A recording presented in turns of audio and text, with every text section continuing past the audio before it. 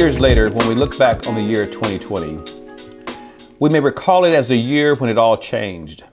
It was a year when we faced a global pandemic that took hundreds of thousands of lives. We experienced a financial crisis that offset the course of the global economy and changed our very way of being. And it was a summer of racial reckoning, accompanied by instability and protests that amplified and centered Black voices in their cry against injustice. All of the death and destruction will undoubtedly leave many of us with deep wounds and scars. Some may even call the year 2020 the Black Year, and the summer of 2020 the Black Summer. It has often been the case that when flashpoints or remarkable and/or troubling events happen, there is some sort of outcry and reckoning that take place and prompt us to re-examine our established systems and worldviews. Clear, responsible, and honest examination of said systems can present an opportunity for significant and lasting positive change. When these events are downplayed or ignored, however, and when an honest examination does not take place, the energy surrounding the event or the occurrence does not go away. It eventually finds its way somewhere and can reveal itself in more explosive ways later down the line. The acquittal of Trayvon Martin's murderer, George Zimmerman, and the death of Michael Brown in Ferguson, Missouri, were the flashpoints that resulted in the formation of the Black Lives Matter movement, as a response to what they called state-sanctioned violence against oppressed populations. Craig Mazin, a writer and creator of the popular HBO series Chernobyl, said the following through one of his characters: "Every lie we tell incurs a debt to the truth. Sooner or later, that debt is paid." I'd like to add a disclaimer concerning my reflection title today: fully cognizant of the racial construct and use of the word Black itself. It seems that at some point in our history, there were no white or Black people. Once these racial constructs were initiated, however, whiteness and Blackness both became living institutions where white represented good and Black evil. And such is deeply embedded in our cultural conscience. We know that good guys were white, bad guys were Black. We fear black cats in the dark continent, yet it's okay to tell a white lie and lily white hands are coveted. It's great to be pure as the driven snow. Angels and brides wear white. Even devil's food cake is chocolate, angel food's cake is white, and the list goes on and on.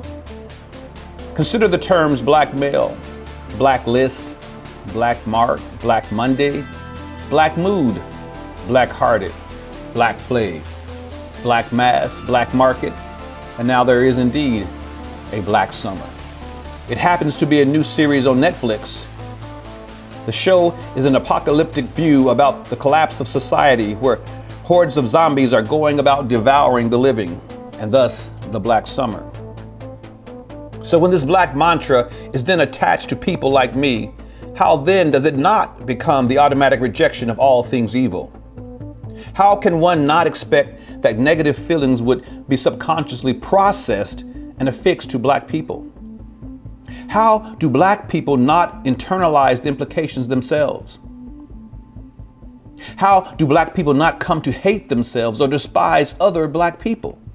Besides contending with the stigma, the demeaning and degradation of being Black, people of color bear the generational trauma of over 400 years as a direct result of racist systems such as slavery and Jim Crow.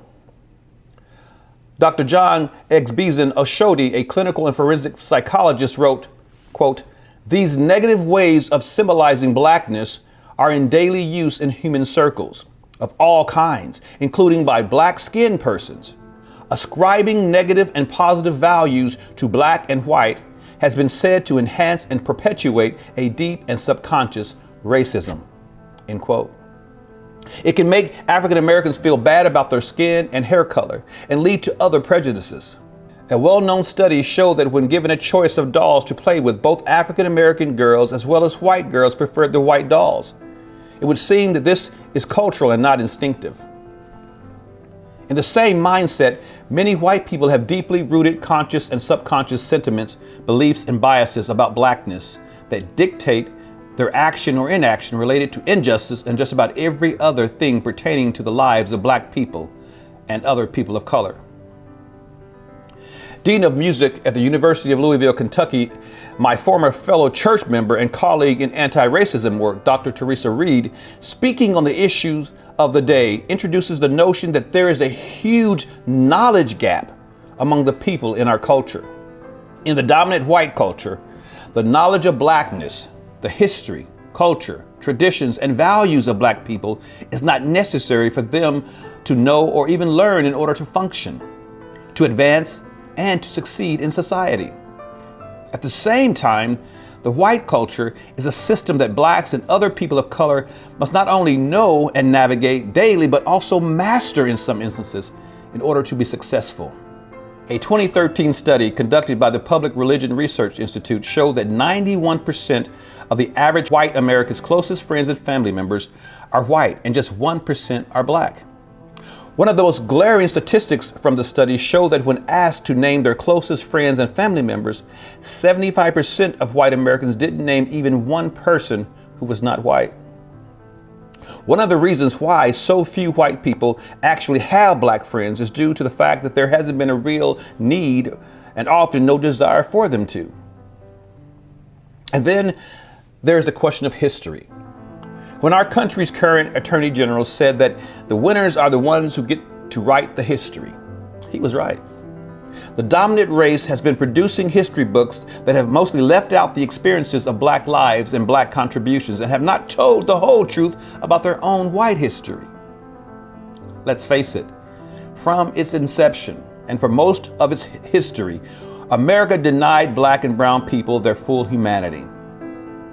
Our schools' curricula still offer a heavily whitewashed version of the American history, while courses in our suppressed American history, such as Native American and African American arts and culture, if they are offered at all, are mainly elective and not required for most degrees.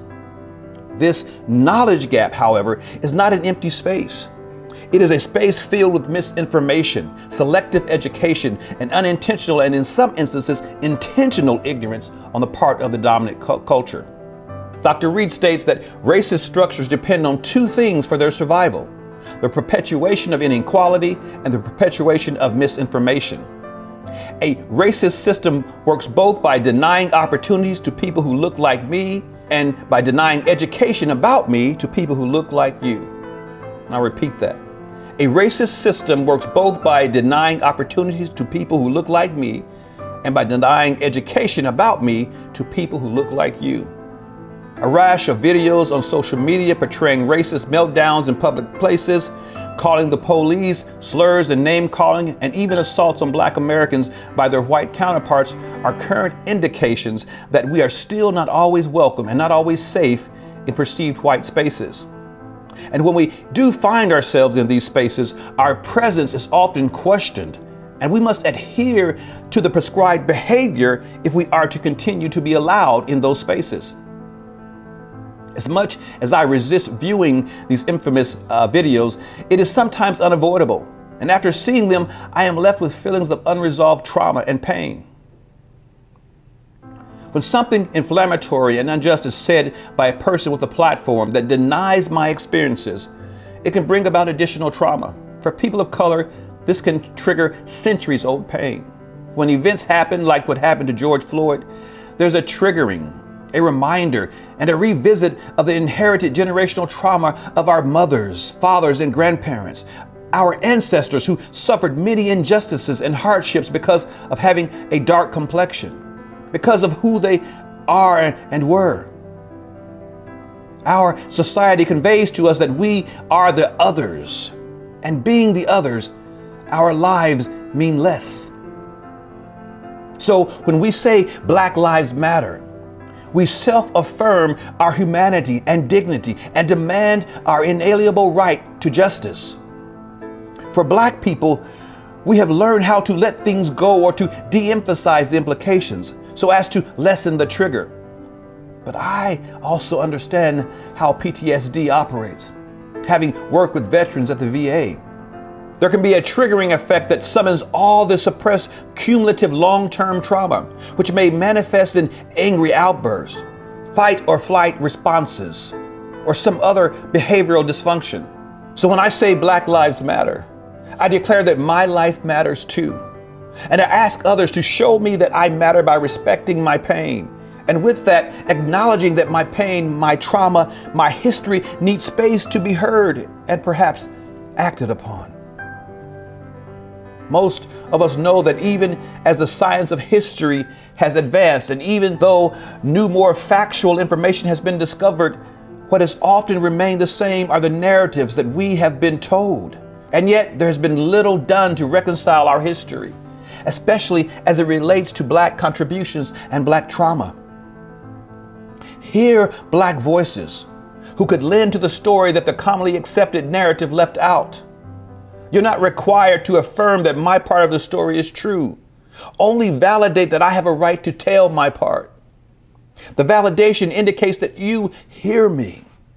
Then together we can explore what you have been told about our history in conjunction with all the other evidence from a critical analysis on the information we have come to know. And perhaps we can then be informed by a history that empowers us all. Today might be the reckoning that Black Lives Matter and other movements have been asking for. For those who desire that Confederate statues remain standing, be willing to explore and tell the whole story about these people's lives and why the statues in their honor were erected to begin with. I understand that some people are indeed upset because in their eyes, the history that they have been told is the only history they know. And it feels strange now to have people wanting to change those narratives. But change we must. Because the history that has been told and what has been told about a race of people still impacts their lives in health and education, employment opportunities, housing, and much more. And there is still much injustice. We have a choice. We can choose blissful ignorance or painful truth. It is our choice. But we must know that only truth will set us all free. Without the acknowledgement of the truth, healing is not possible. And what this nation now needs most is healing. This summer, this year so far, has been one of the most contentious and difficult periods of my lifetime. And I am sure some of you share my sentiments. With the devastating death statistics from the COVID-19 pandemic and all of the incidents of racial conflict, the toppling of Confederate statues during the protest of police brutality, the unidentified federal officers on American streets firing tear gas and dragging citizens into unmarked cars, the constant conflict amongst our nation's leaders, and the mixed messaging and miscommunication all clearly point to the fact that our nation, humanity in general, is in crisis. According to Dr. Reed, there is an observable pattern to how our society has been dealing with racial crises. In the old paradigm, when a flashpoint or a triggering event occurs, it is followed by an outcry, which may be in the form of protest, riots, looting, and so on. Then there come consequences like misunderstanding, pushback, penalties, racial tension, and ongoing conflict. And finally come the retreat and abandon stage, which is what we see today in the social political polarization and racial unrest stemming from the lack of understanding that is our national dialogue. The knowledge gap, that is the cultural ignorance and disconnect, remains intact until the next flashpoint event occurs and the cyclical pattern is repeated anew. The problems persist, however, and a new paradigm is desperately needed. This new paradigm would recognize the knowledge and information gap that is central in conflict. And when a trauma-related flashpoint does occur, then an opportunity to risk, teach, and learn arises. There's always risk in our coming together and in being vulnerable. But without risk, there are no rewards. We can join in a collaborative effort to learn about the experiences of the triggered party, and at the same time, we can teach something about our own experience and how the two relate. Once a dialogue is established, a new clarity and understanding emerge, with both or all stakeholders feeling heard and validated. This is where the real empathy, trust, and friendship can begin growing. And we are talking about genuine friendship, not just tolerance, because tolerance sets a very low bar. Humanity at its best has always aspired to be more and to reach higher in its search for goodness and greatness. Dr. Reed reminds us that it's okay for white people to admit not understanding cultural connotations and historical context because it's the fault of the racially divisive system that has been withholding truthful information from people and not the fault of the people seeking this understanding. It's okay to ask questions in a non-judgmental setting or to ask to be directed to existing useful educational resources and opportunities. If we can bridge the knowledge gap, we can begin to heal. There is something beautiful, promising, and even subversive about our coming together, because this is how we chip away at the systemic racism and other systems of division and strife that are currently in place. As a community minister, I am in some way a public servant, much like those who serve for the greater good of society. This includes the police, state and federal public officials, and the highest office of the nation, the presidency. Recently, I listened to the leader of the free world denigrate and malign over half the citizens of our nation, calling them evil. They were the others, they and them. This felt wrong to me because he is supposed to be the president of all people. And his words seem to only perpetuate the ideology of good versus evil, the destructive connotations that we are the not to be trusted evil other, connected to blackness and to you and to the countless others who would support and advocate for beloved community, a multicultural, multi-religious, and just society. Recently, I ended a tour of duty at the Durham Veterans Affairs Medical Center. Every day when walking into that place, I was greeted by a picture of the president and the VA secretary. In essence, I worked for the president.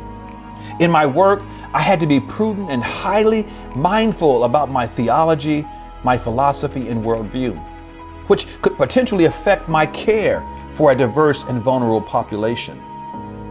A few months ago, while working at the VA, I received a call from a gentleman who lived in Virginia. His brother was at the VA where I worked and had just been given dire news concerning his health. The person on the call was distraught and asked if I would visit his ailing brother. I told him that I would. I found out what floor the caller's brother was on and went directly to his room. When I arrived, he was getting ready to go for additional testing. When I introduced myself as the chaplain, his wife burst into tears, saying, "I don't want him to die. I don't want him to die." He had been told that it was likely that nothing else could be done for him. The veteran looked me directly in the eyes and asked if I could get a word through to the man upstairs. I could see the fear and desperation in his face. In that moment, I felt a sense of overwhelming love. Over the next 3 weeks, I would visit the man and his family in intensive care. We talked about many things pertaining to his life. And even though care providers are discouraged from sharing much of their own lives with patients, it was appropriate on several occasions during our time together for me to do so. I got to know this man and his family. I learned that he was a diehard Trump fan and avid Fox News watcher. I was there in his room as he talked about his conservative values, Fox News personalities, and his love for Trump. He was the polar opposite of me in every way, politically, religiously, and socially. But during this time, my race, religion, and political perspective didn't mean all that much to him, nor did his to me. They were not a point of contention or division. We connected around his need and my availability and willingness to put my differences aside in order to care for this man and his family. Although my beliefs about God, prayer, and faith have significantly changed throughout the years, I summoned those experiences from my past.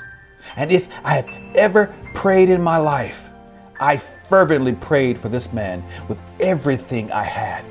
I tapped into a faith that I have known in years past in the hopes that the God of our own understanding would grant him the desire to live. I wanted it so much for him. It was almost palpable as I prayed and sought the divine on his behalf. I prayed for his survival. I prayed for a miracle. This gentleman would live for another 3 weeks. After his death, the veteran's family reached out to my chief and requested that I lead the memorial service. I was honored. When I arrived at this man's home, I was introduced to the veteran's extended family as their pastor. It was such a term of endearment. I knew exactly what I meant to them in that moment. I stood in this man's home surrounded by his all-white family and feeling perfectly safe and valued. None of our differences mattered in that moment. I wasn't just a public servant to this family. I wasn't just a chaplain. It felt like I was a close friend. Not only was this family blessed by what I shared of myself, this experience changed my life. I will never forget the veteran's eyes looking at me, reaching into my heart. I will always recall our conversations and his asking me to be with him through his crisis. I will always recall the kindness his family showed me during his memorial. Our shared humanity is what was most important. This is what it will take. Getting through our discomfort and distrust, to get to know someone's story, to seek to understand them through it, and then to explore what connects you with them and vice versa. It was Reverend Dr. Thandeka who coined the popular phrase, love beyond belief. Perhaps love for one another, despite any of our differences or beliefs, is what will save us. It is certain that the pandemic will someday end. We will overcome the economic crisis that is threatening our very way of life. The racial unrest with the protesting and the toppling of Confederate statues is likely to subside. And then we will behold what will be our new normal. What will be left for us to move forward? What will be the direction of this new normal? Will we constructively revisit and re-examine our histories, finding a new meaning to our national aspiration and norms? What is possible? This year could very well become the year of the Black Summer, a permanent black stain connecting us to all the other painful black periods in history. This year could be the year when we face the death of our union as we know it, when we fail to rise to meet the moment. Or we could persevere, making this challenging year a turning point for our country and for ourselves. For Black people, this could very well be a year of our reclaiming the idea of Blackness from being something evil or rotten to being something bold, beautiful, something good, having great value, and worthy to have equal justice under the law. For us all, this could be the year of recovering our sense of humanity. A moment for self and national reflection to recapture the hope that's been lost. A time of revisiting our histories through positive critical analysis and freedom that came from the promise of America to include all people, and reconciling our differences through our often shared but always connected stories. Finally, this could be the year of the renewal of our aspiration toward the greatness of our best selves, not for some of us, but for all of us. I encourage those in our community to continue your support for the noble causes, among which affirming the humanity and value of Black lives is one. Every day in my community, there are those who never fail to let me know that my life matters. Many of you even go further than just agreeing with these causes. You speak out and actively support them. You do the daily work of educating yourself and others. You engage the people outside of your circles. You fill the knowledge gap and chip away at the systems of injustice, oppression, and ignorance. You go further by seeking a new and deeper understanding, because we know that with understanding there is empathy. With empathy there is trust, and with trust change is possible. and so are true and lasting friendships. May it be so.